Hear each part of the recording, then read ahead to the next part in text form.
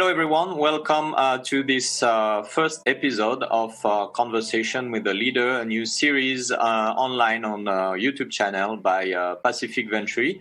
I will be meeting with important international leaders, people who have great insights to provide on leadership and all the issues and challenges that the world is going through right now. And for this first episode, I'm really happy to welcome my mentor, my friend, someone I've been following and walking in the steps of since a long time now. Keith Coates. Keith, welcome. Thank you, Philip. Lovely to be here. Thank you very much. So, Keith, you're the co-founder of Tomorrow Today Global, a company that was started in South Africa, but now has expanding in the UK and all over the world. And you've been working with very important businesses like Boeing, Sanofi, if I'm correct, Credit Suisse, all those important company. But without further ado, I'm just going to let you tell us a little bit more about you, your career, what brought you all the way to where you are today. Thanks, Philip. Yes, so I'm based in London, but I'm a South African. I've only been living in London for the last 5 years. It's a temporary stopgap before returning home to South Africa, probably in another year or two's time. But I after varsity, I went into finance for a short period of time, and then I got a very big detour. I was invited to lead a non-profit organization that in that time in South Africa was involved with homeless children, or street children as they were termed then. And it was a real U-turn in terms of the direction that I'd been equipped to do and I was actually doing. But it was an incredible challenge. And I mention this because it was so significant. I spent the first half of my working life working in this context. And that's, I think, where I was schooled in leadership in the early context of my life. Spent just 19 years in the organization and dealing with incredible challenges far above my pay grade. I remember on one occasion had a staff member who had been raped. We were burying kids. They were involved in all kinds of issues. It was a socio-political scenario at the time, South Africa under apartheid. So the systemic issues were just overwhelming, and you always felt that you were trying to deal with a situation that you just didn't have the resources for. So I was schooled significantly in those 19 years as I made my way. After that, it was a very strong juncture to leave. I knew that the organization needed younger leadership, more representative leadership in the context at the time, and I initiated leaving. And that was a good thing as well. There are lots of lessons in that. And I then just really picked up a passion that I've always had, and that is around leadership and around organizational effectiveness and design. And started a consultancy without really knowing how it was going to do. And very shortly after starting that consultancy, three of us as friends merged and created another consultancy that was Tomorrow Today. And that was in about 2002. And we've just had an incredible ride since then. We dreamt of having a client on every continent, but we were stuck on the southern tip of Africa. And through a lot of good fortune, I guess, and just being at the right place at the right time, have ended up with a significant international consultancy, not big in numbers, but in terms of where we get to operate, with whom we get to play, have exceeded all our expectations. And so that's been some of the journey, a journey of two halves that are seemingly very different from each other. The boardrooms I get to play in now and the classrooms at leading business schools is very different from my former context, and yet both have richly informed my own leadership journey and perspective. So that's a very different profile from the usual leadership consultant who come from MBAs, academics, or as you say, boards and corporate frames, I would say. How do you think it makes a difference in the way you see leadership? Yeah, it's a great question. I think well, for me, it has informed my philosophy. So from an early on process, I never saw leadership as something you do. It was more something you are. And yes, there are skills that leaders need to acquire, but that's not leadership. Those are tools of the trade. So for me, leadership always was something that comes out of a character ethic. You lead out of who you are. And so doing that inner landscaping or self-awareness work, I think, is fundamental to leadership. And in the early days, for me, that was forged, as I said, because I was dealing with scenarios that were too complex for me just to navigate using smart leadership. The kind of scenarios we were in, the situations we were in, the context in which it forced you to go deeper. So I think it's informed a philosophy for me that is an understanding that you lead out of who you are. The character ethic of leadership is critical. A quick story on that. I remember once meeting with one of my mentors, a philosopher by the name of Dallas Willard, and I had been influenced by his writing.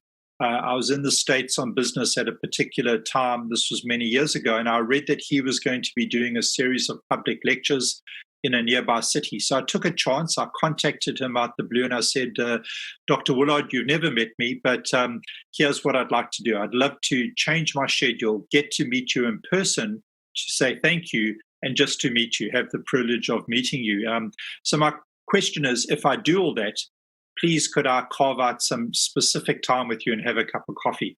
And very graciously, Willard wrote back and said, please, Keith, be my guest. Let's do that. Anyway, long story short, all the changes were made. I'm sitting at breakfast with Dr. Willard, and I said to him, may I ask you a question that is kind of personal? And he said, not a problem. And I said, what is the best advice you could give me? Now, bear in mind, he had never met me. We'd only had about half an hour conversation at that point. That's a tough question to ask. And I'll never forget his answer. He thought for a long time, and then he looked at me and said, never worry about the size of the stage in life that you feel called to perform on. Worry more that you have something worthwhile to say. And I've just never been able to shake that concept. And often when it comes to leadership, we put a great deal of stock on the size of the stage, the size of the corporation being led, etc. And the bigger the stage, the brighter the light, the bigger the audience, etc. And what Willard was pointing to me was to the character ethic of leadership. And some people have big stages and are very strong influencers. Other people have seemingly relatively small stages, but regardless of the size of the stage, have something worthwhile. And I've tried to follow that and explore in my own journey what that means continually. So, Philippe, yeah, I think it's informed an understanding of leadership as being about character, who you are. It's interesting. Thanks for sharing this story. So in order to lay the ground of the coming question, can you just shortly tell us what's your definition of leadership? Leadership is helping people face their most difficult challenges and the willingness to lead them through. I think it would, I haven't got it down, Pat, but I think it would be about influencing others to face up and to face their most difficult challenges. Okay, interesting. And that ties pretty well with the coming question. Why do you think it's important to talk about leadership in the times that we are living today, which are troubled times? 2020 is bound to be one of the so-called worst year ever. So why is it so important to talk about leadership right now? Well, Philippe, I think 2020, though it's a terrible year from a pandemic point of view, I think we're living in fantastic times. And I think leadership matters. And I'd like to draw a distinction. I don't assume that leadership has to have authority. So when we use the term leaders, we often look at those in the right positions or those with authority. You can lead without authority. I think what's happening in Hong Kong, what's happening in Thailand right now, Taiwan to an extent as well, as you're having grassroots movements emerge in response to a particular situation that are leaderless, and they pride themselves in being leaderless organizations. And I think there's something incredibly significant happening right now when one is a student of leadership. There's these kind of leaderless movements coming from young people, and I think it's going to influence how we view leadership. So, I think we live in some very interesting times, and leadership matters. and how leadership is practiced matters, and we need to put it under the microscope. President Trump, I guess, being a good example in the debate that swirls around his leadership. Yeah, well, we'll come back to this specific case in a moment. But this is interesting. So if I interpret what you just said, basically the current times are beyond whatever we can see in the news, pandemics and all that. This is mostly a times of changes in leadership that will then eventually lead to some new paradigms, more frameworks in terms of how our communities are organized, driven, and led, right? Mm-hmm. Yeah. Okay. I think leaders need to help people with perspective. And so Hans Rosling, he's one of my heroes. He unfortunately passed away in 2017, and we really miss his voice. He led an organization called Gapminder, and Hans spent the last decade of his life trying to create an accurate worldview. And the work I do as a futurist, that's very important. If we start with an erroneous worldview, we make bad decisions based on that. And Hans Rosling did some deep research, fact-based research on things like demographics and poverty and health. He was a medical doctor in his prior life. And we really have missed his voice during this global pandemic. He was at the forefront of dealing with Ebola, and he would have been a wonderful resource to help put perspective on what we're going through now. But nonetheless, what Rosling suggests is that we need to create an accurate worldview. So we're living in a world right now that, besides the pandemic, put that to one side, has never been healthier, has never been better off in terms of standard of living, has never been better educated, and has never been more peaceful. But we have a skewed worldview because of the way media is fed to us. And so mass media and social media often give us a far more pessimistic view of the world in which we live. And I think leaders are people that need to get hold of an accurate worldview and be brokers of hope in that particular context. And because they are people of influence, because people are looking to them, they're critical. Leadership matters. Mm. All right. Going back to your story about the stage and the size of the stage, do you differentiate between local and global leadership? And if you do, how? Or if you don't, why? Sure, that's a good question, tough one. I think there is a distinction because I think it goes exactly to what you said. I think if it's local, it's probably, but not necessarily, likely to be less complex in that you're probably dealing with some greater synergies, more homogeny, and that might make it simpler. The moment you start expanding to a bigger and more global stage, the size of the complexity increases dramatically, and the dexterity needed to understand that is enhanced. So I think local is just is slightly more manageable. It does not mean to say you don't have complexity. I mean, you can step into my home country, South Africa, and you've got multiple levels of complexity all colliding, from rich to poor, educated, non-educated, rural, urban, etc., not to mention the obvious ethnicity and cultural diversity. So I don't want to make it sound like local is simple. It's not, but the size. And I think global leaders today, it's a very, very difficult task. Yeah. And is it important for a local leader to think also as like on a global perspective and vice versa? I think it is, because I think these two worlds are colliding continually. So, I think we've often attached unhelpful labels, whether it's big or small or localized or global. And one of the unhelpful labels, as an example, is developing and developed world. And fortunately, the UN has recently dispensed with that kind of categorization, because what we then do is we apportion large parts of the world to developing. And that's not true. When you step into what we used to call developing, you will find, again, the kind of diversity that we're talking about. And for instance, Gapminder talk about a far more accurate way to see the world is in levels based on income. And they have level 1 up to $2, level 2 up to $8, etc., level 3 and level 4. Level 4 being anything above $32 per day being earned. And the analogy is this: you can walk down a street and you'll have a level 1 house next to a level 4 house, next to a level 2 house, etc.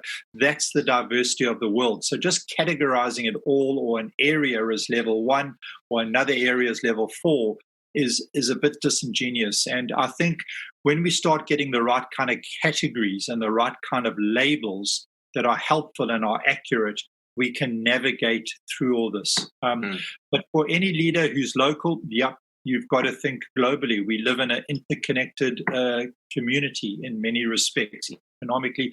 Right now, the world's pulling away a bit. Brexit being an example, America's foreign policy over the last 4 years being another. But I think these are temporary things. I think the world is really interconnected, and any local leader has to be paying attention to what's happening on the bigger stage. And just adding to that diversity is not only what you can see and like on the ethnical or cultural element, and that communities don't have to be also geographically bounded. They can also be like global communities like through social medias, as you were saying. Yeah. All right. Yeah. So we were saying that the year 2020 has got a full handful of big issues, but there are broader elements that researchers call existential threats: nuclear risk, climate change, the rise of AI and robotization, and all that. Facing or thinking about these challenges that like at a scale where our species is at risk. What kind of leadership do you think we need to address those?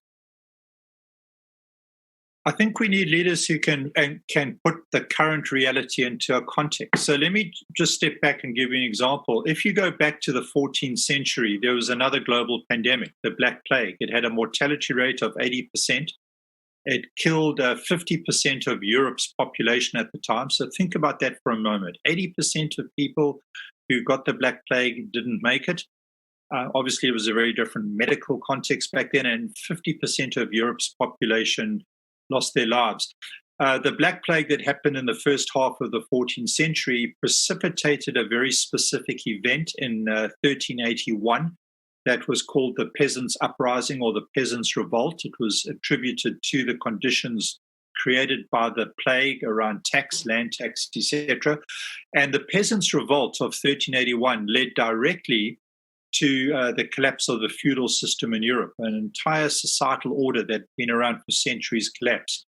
Now, we can see all this, and I'm connecting some very broad dots here, through the hindsight of history and the wisdom of history. And I think going through the year 2020, when we view it from down the road, far down the road, we will start to see some very big movements. So I think good leaders are leaders who have this ability to step back, or what is called in the adaptive leadership model, getting off the dance floor onto the balcony. And the view from the balcony is different.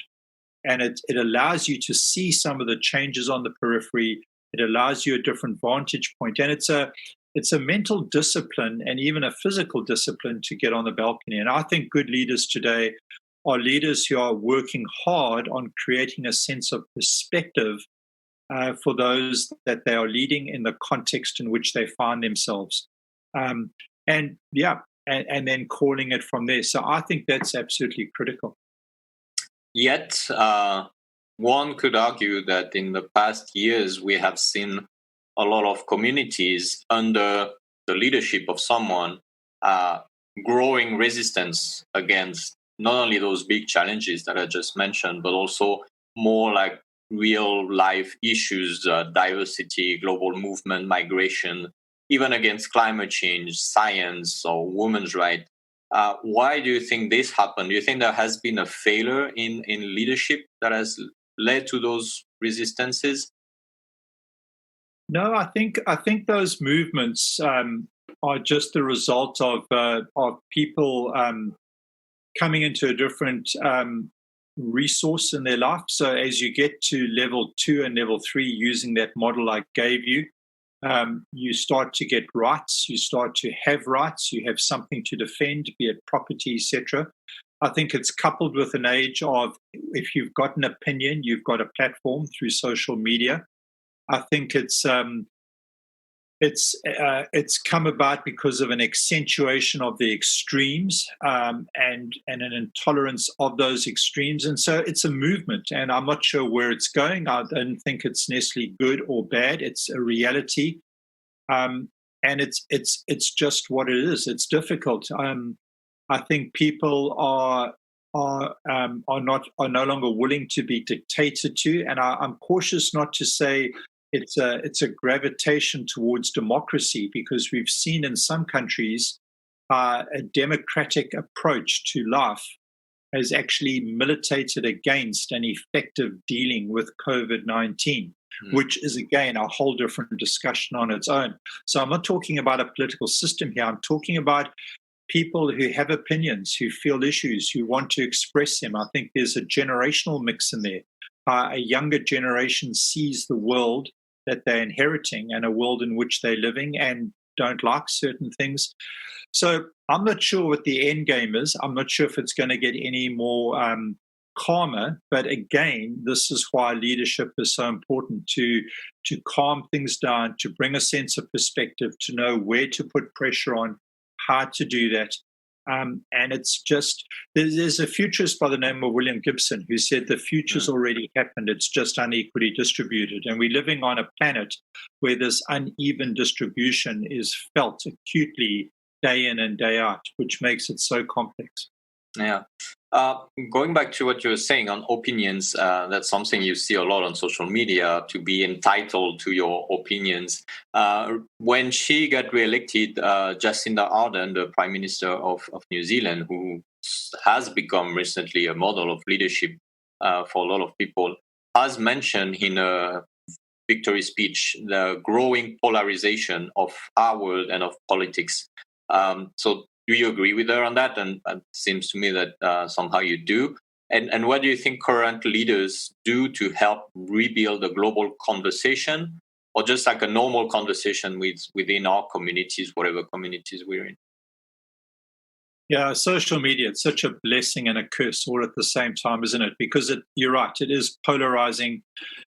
Fake news is very real. Disinformation is very real. And I think we're going to need to very much more intentionally teach younger children and young adults, as well as older adults, but I'm talking about it being part of the education process, around discernment, around understanding how to filter news. Because, again, it's not going to go away. I don't think you can just shackle it. I think there are things we can do to make it harder for it to be used to perpetuate falsehood and polarization, but it's never entirely going to be containable.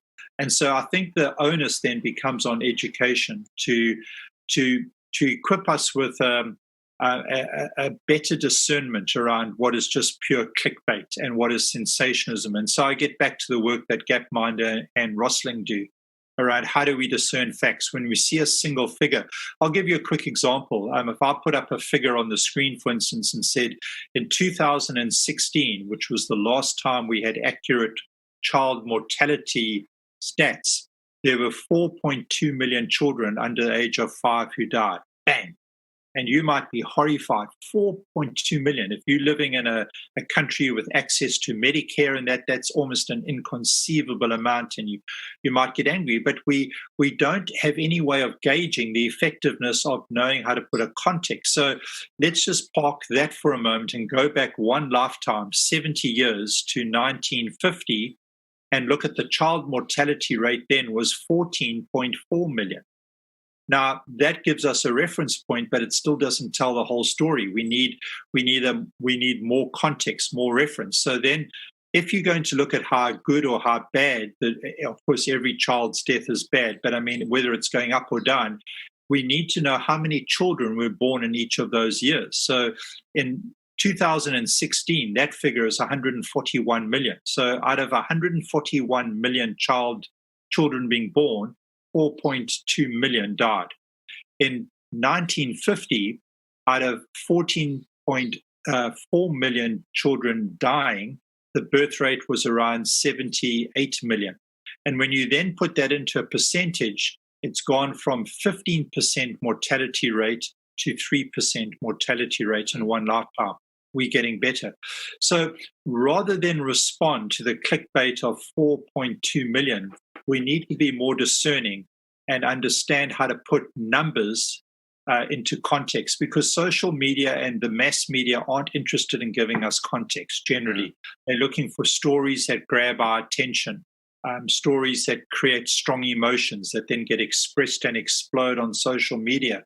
So we need to find a way to counter that. I don't think censoring social media is the answer. It might form part of an answer where it's irresponsible, but we need to educate people to do a better job at discernment, at filtering information and creating the right comparisons. Yeah, thanks for that.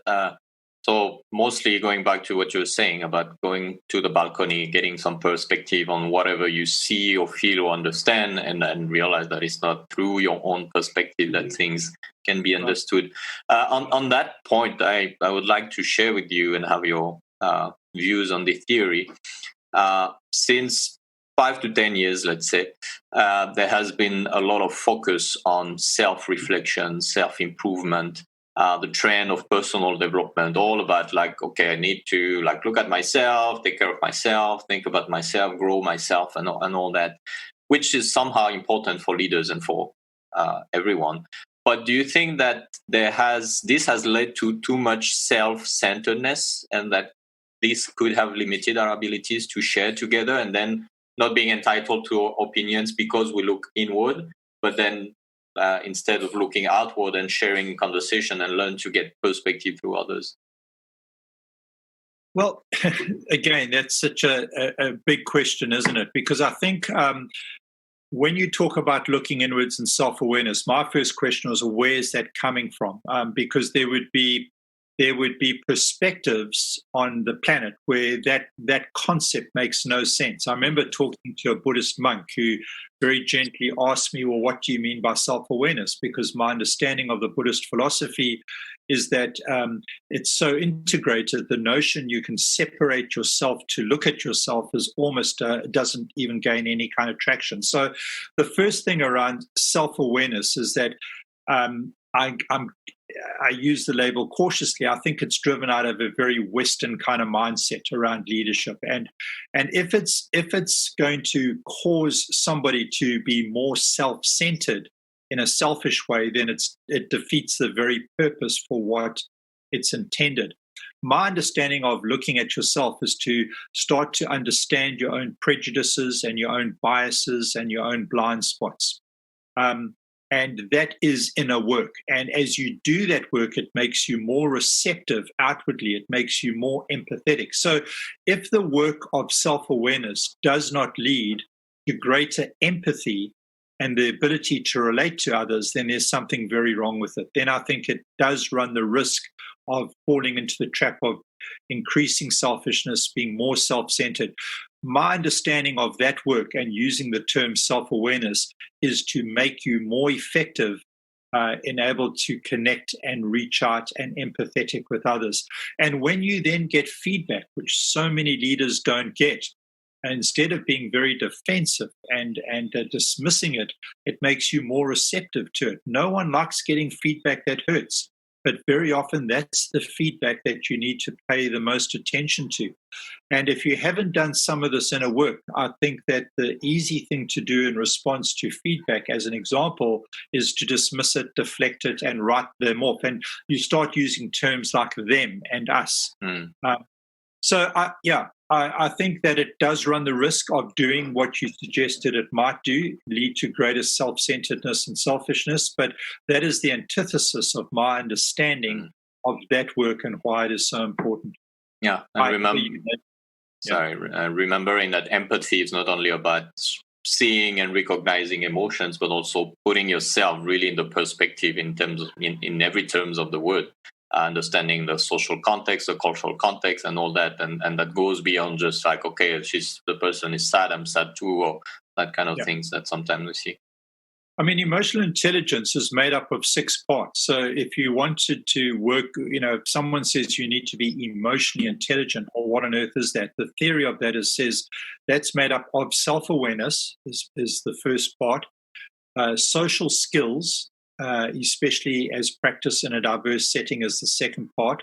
The ability then to regulate your emotions is the third part, not to just always react, but to put a pause between stimuli and reaction.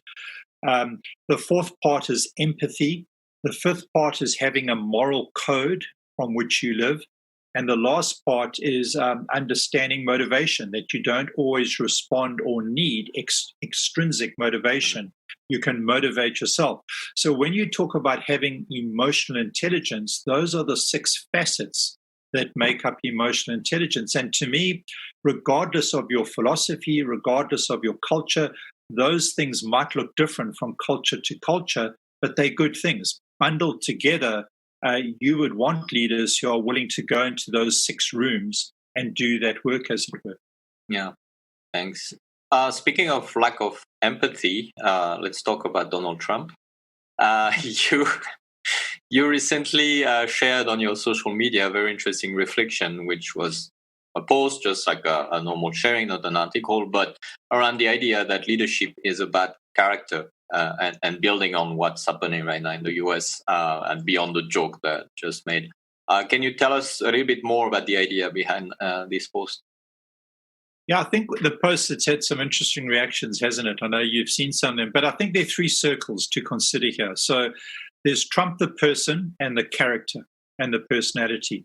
The second circle is the policies that maybe are broader representative of Republican Party policies, and the good or the bad from a policy point of view is a second circle.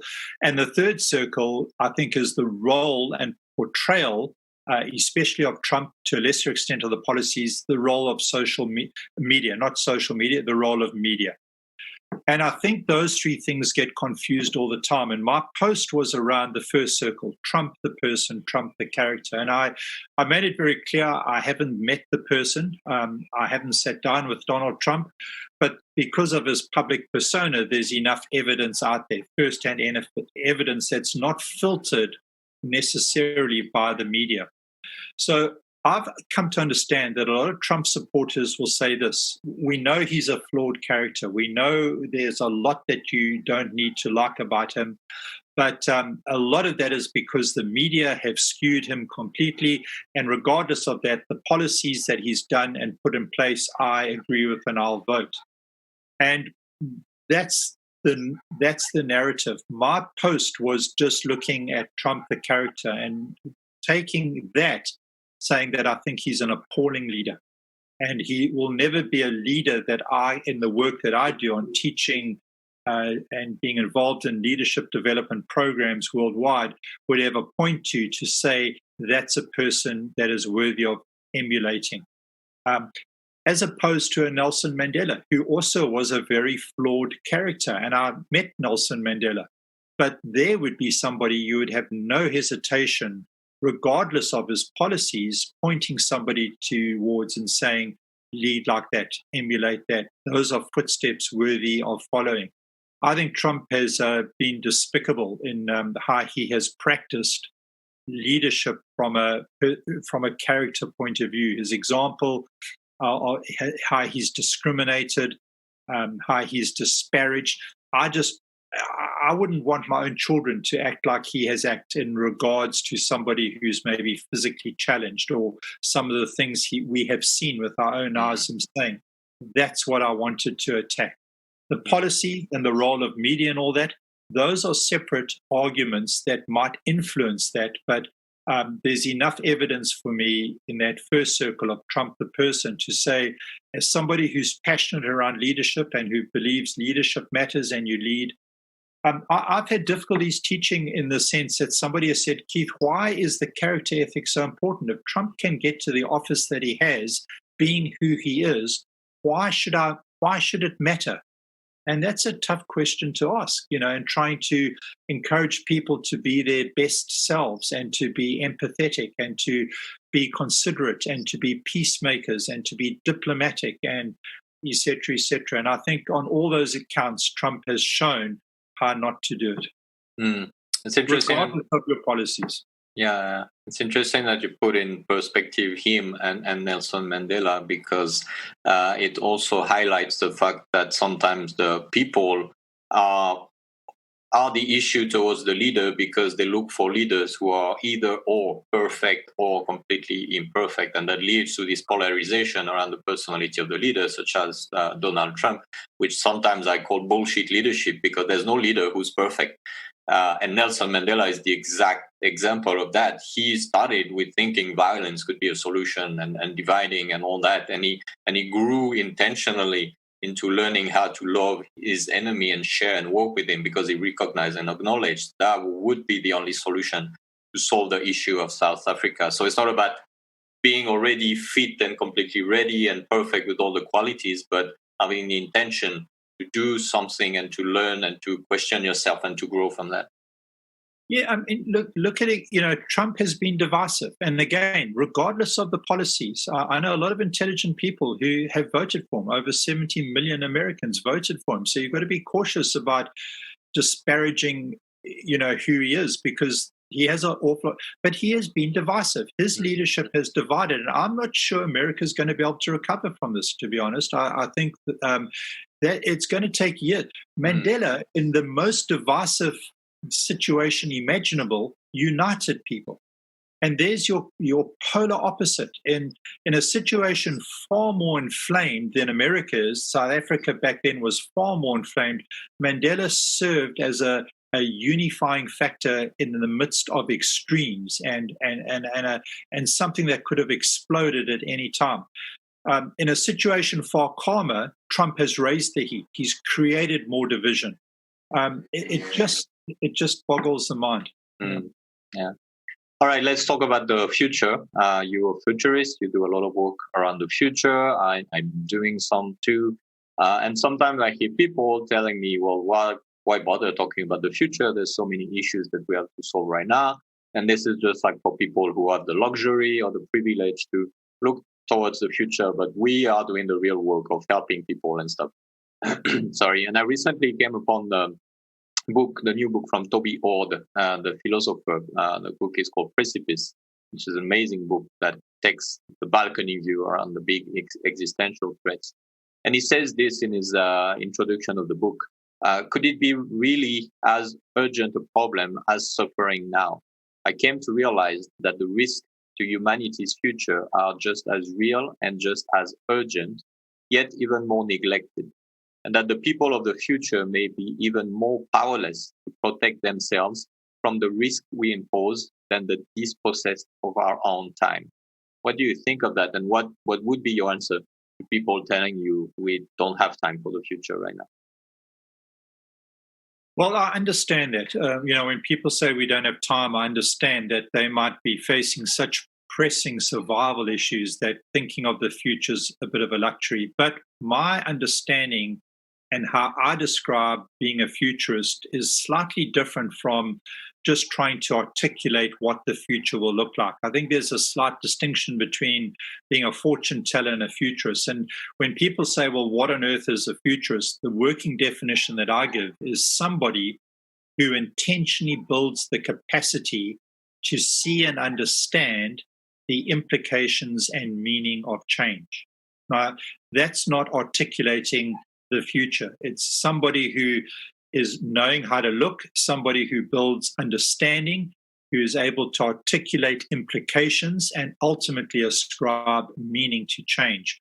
So futures involves looking back as much as it involves looking forward. As I gave the example earlier with understanding some of the shifts that happened in the 14th century.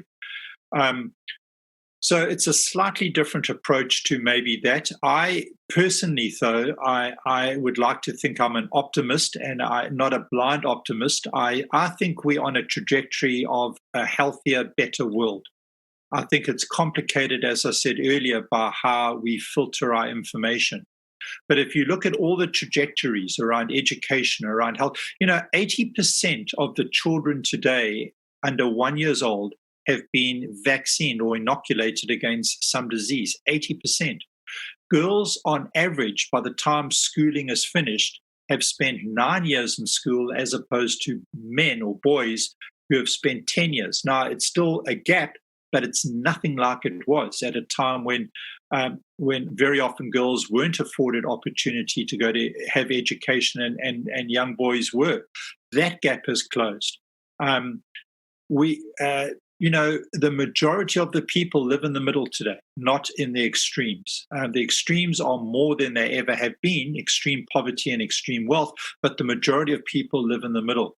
So I'm fairly optimistic that we're on the right kind of trajectory. I think we've got a younger generation coming through by way of the millennials, who will have a wonderful view in many cases on the planet and what's important and what matters. And I think we're on a good trajectory.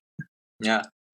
I've stopped calling myself an optimist and calling myself instead a skeptic enthusiast, which are the word from Astro Taylor, the director of X, which I think are interesting because they depict exactly what it means to be positive for the future while still looking at the challenge of today. And that's basically the premise of Steven Pinker in his book Enlightenment, to say, we've made progress, we can continue to do so, because if you think that we're already doomed, then what's the point?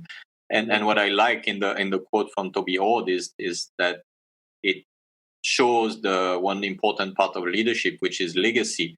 Whatever we do right now to help everyone will serve the generations to come. Otherwise, we jeopardize their future, yet they don't even exist and they don't even have a say in that.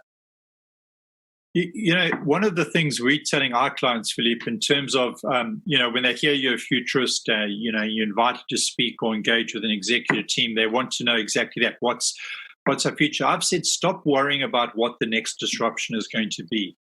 Number one, it is going to happen. So Peter Drucker said, turbulence is not the challenge. The greatest danger in turbulence is the use of yesterday's logic. So for a leader who is leading his or her company, my advice is simply don't worry about exactly coloring in the picture of disturbance. I mean, the next disruption, it could be a solar storm that knocks out half of the world's communication infrastructure. Think about what that would precipitate. It could be, and is likely to be, another pandemic. It could be a trade war. It could be a real war. It could be a collapse in the financial system, as happened. There are any number of horrible scenarios to pick from. And instead of preparing for a scenario and then something else happens, rather prepare your organization to adapt regardless. The Greek god Proteus was the Greek god of the sea who could shift, who could change his shape regardless or in response to the enemy being faced. And I think smart organizations become Proteus organizations. They realize that their best strategy is to have a structure that is flexible. So make structure your strategy. I think that's an important message, so that regardless of what happens, you have the ability. Now, there are ways you can do that, and we're not going to, I'm sure, get into that now, but it's how decisions are made, how information is collated, how you respond, your supply chain, etc. There are practical things beyond the theoretical notion of making structure your strategy, but that changes the emphasis from trying to be fortune tellers and articulate exactly what the next disruption is going to be and then preparing for that. It's a little bit like the military have known completely. You plan, but the moment the first shot is fired, your plans go up in smoke. You then have got to be willing to improvise, All right, thanks. All right, my last question for today. I've already picked your brain enough. So the world is challenging, but as it was before, and there's still good things to come eventually. And there may be some people listening to us who wonder, shall I get myself into a leadership journey? Shall I start caring more about my community to a point where I commit myself to them and I engage in that pathway? So what would be your advice or recommendation to any person who would like to start doing something for his or her community or the globe and the world in general, but could feel helpless right now looking at the news and all that? So do what makes sense. Don't stop and say, well, because I think I can't make a difference, do whatever makes sense. But remember this, if you start that journey intent on exercising and being a leader, I think you might be starting in a dangerous way. I remember once hearing John Adair give a lecture. Adair was the head of the Sandhurst Military Academy for many years in the UK, prolific writer and author around leadership and management. And he was giving a lecture, and somebody in the lecture theatre put up his hand and interrupted him halfway through and started a sentence like this: Dr. Adair, as leaders, do you think... And Adair stopped him dead in his tracks, and I'll never forget what he said next. He said, leadership is conferred, never claimed. And starting your sentence of as leaders, claiming leadership. Leadership is conferred. So I would say this in response to your great question. Do something. Don't be inactive. Become an activist. Look to the betterment of your community or your society or your family. Start where you can. Do whatever makes sense. And leadership will be conferred on you. And as it is conferred on you, wear it lightly. Don't take yourself too seriously, but treat the responsibility with reverence. But if you set out to try and be a leader and make a difference, I think that might be a shaky ground to start with. But do what you can, where you can, kind of a, if not you, then who type of mentality. Get in there, do what makes sense. And I think you'll find over time leadership gets conferred on you, and then you can start to maybe leverage and use that influence in subtle and clever ways going forward. All right, great. Thanks for this great advice. And thank you, Keith, for joining us on this first episode of this new series. It was great to hear your insights and your views on the world. There's a lot to digest for everyone, and I'm sure that you gave clarity and understanding to all that. So thank you again. My pleasure. Thank you, Philip. Take care.